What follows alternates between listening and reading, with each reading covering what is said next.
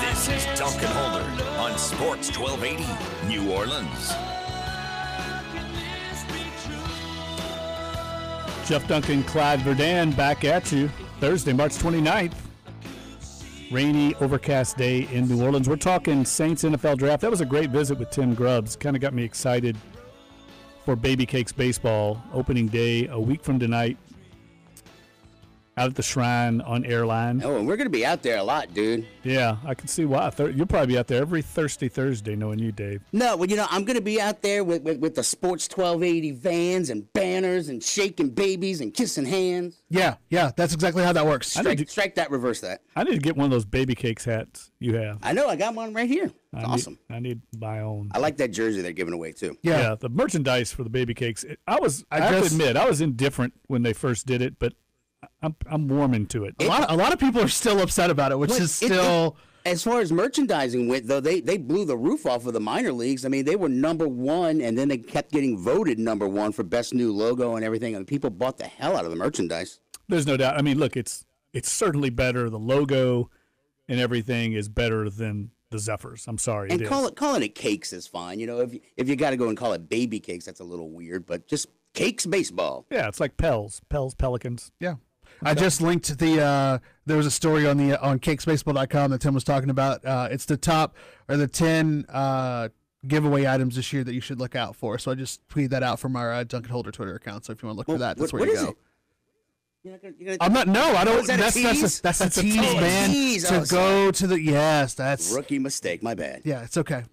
But that does, just like rookie mistakes, or at least talking about rookies, this gets into the question that I had before Tim Grubbs came on, Jeff, that I would like to petition you. And I think we should probably petition Fletcher McElwain as well, just so I can add a little bit more to it. But with all the talk about the best player available and what the Saints need and what the Saints can do to maximize this draft like they've maximized the last few drafts, with picking number 27, if there's a need that you have, but there's not a player that you absolutely love or you absolutely are in love with that you have to have, that you have to be in the first round to get, why are we not talking more about the Saints possibly trading that pick to somebody else for maybe a second rounder, maybe for cash considerations or other things going forward? And how likely is it for that to possibly happen?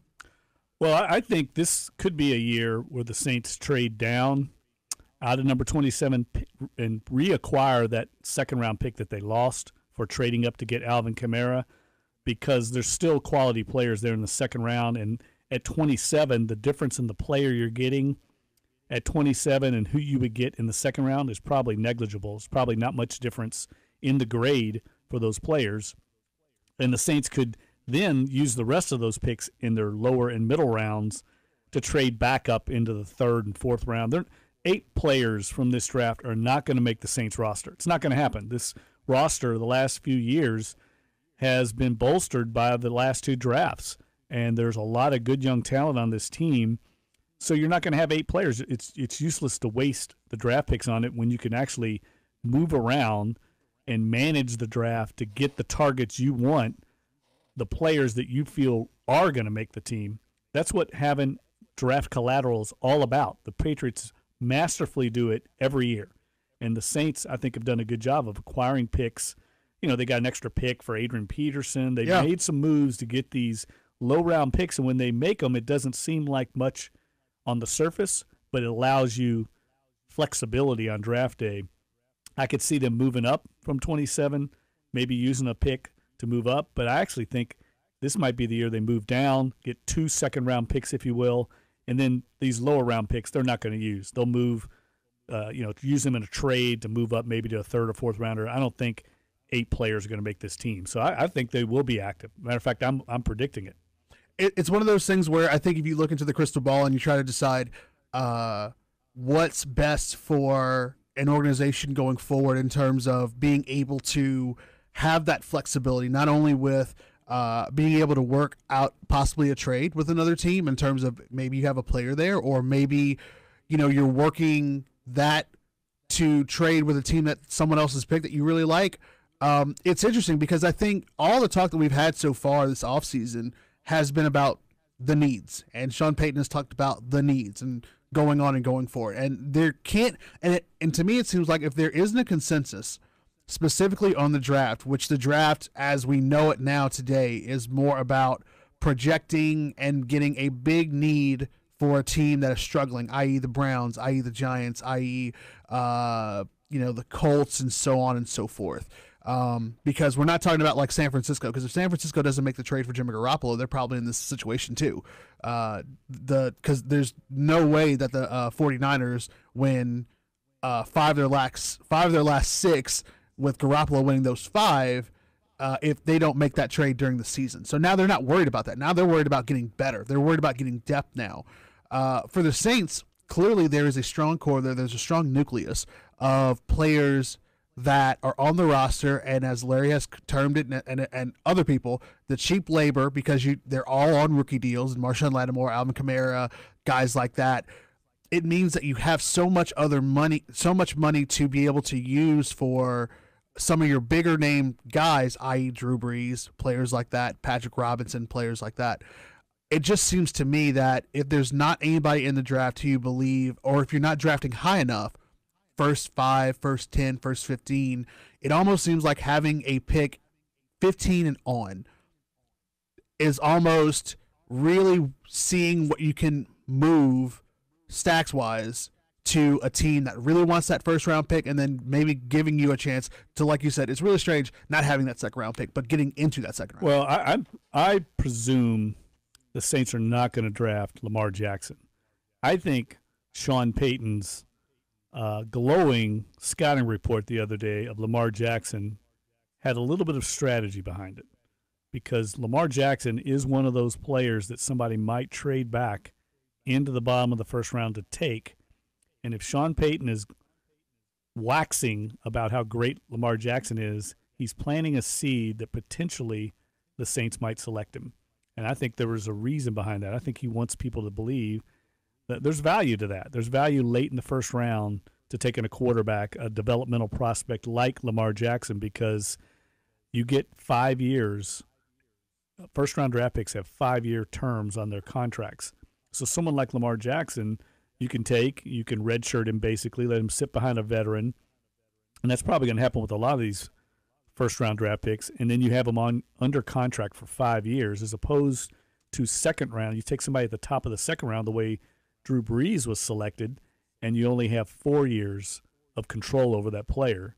So there's a value to taking Lamar Jackson at the end of the first round, and he's the guy, I keep bringing his name up because he's the guy that's projected late in the first round. Right. It sounds like all the other top 4 quarterbacks, we're talking about Josh Rosen, Sam Darnold, Josh Allen, Baker Mayfield, those are all projected top 15 kind of guys. Yeah, Lamar seems to be in that class with like Mason Rudolph. Mason Rudolph, I'm sorry. I don't know what to call him Kyle. Mason Rudolph from Oklahoma State.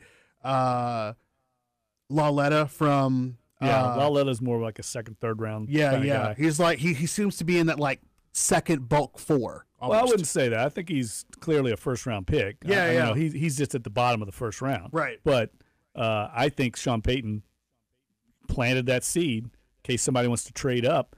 The Saints could trade down, say, reacquire that second round pick, and then, like I said, they don't need the rest of those lower round picks. Those guys aren't even going to make the roster. I don't think this draft class, to be honest with you, is that deep when you look at it. But look, we want to get your thoughts. I keep throwing out the number, 260-1280.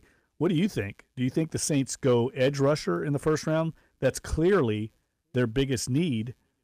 But I don't see any edge rushers that tickle my fancy at the end of the first round.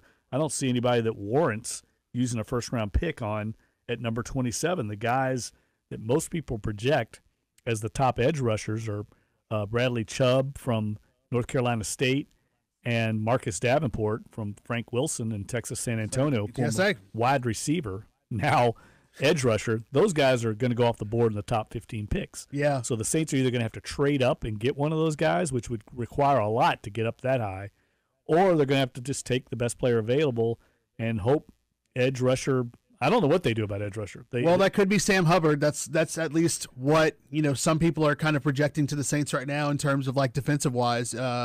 Sam Hubbard from Ohio State still. It looks like he seems to be that guy that is going to go third after those first two. So I think if you're looking at wanting to go defense, which not that defense. I mean, quarterback is always going to be a high risk, high reward kind of thing for teams to select. I think on that next plane though is an impact defensive player that you hope to be able to groom and watch grow, like maybe like a J.J. Watt kind. Because I mean, I know that because if we remember, like all the talks about Jadeveon Clowney. Like there was some concern that Clowney was never going to be able to match the potential that he showed when he was at South Carolina. And it took some years before he finally was able to break out. But once he did, he was clearly a force. So it's with these guys, especially like these defensive impact guys. It's not a crapshoot, but it is a very calculated risk. Yeah, and guys like DeMarcus Lawrence, he was taken in the second round by the Cowboys, 2014, hardly produced at all his first 2 or 3 years. Last year, 14.5 sacks. Yeah. Vic Beasley, taken late in the first round by the Falcons, doesn't produce at all as a rookie, and then blows up his second year. You got to have patience with some of these guys. All right, hour one in the books.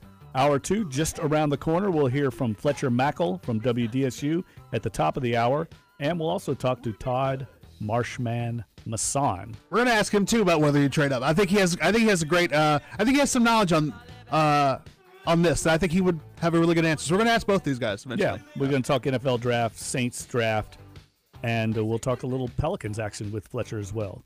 You're listening to Dunc and Holder, Sports 1280, NOLA.com, the iHeartRadio app. Stay with us.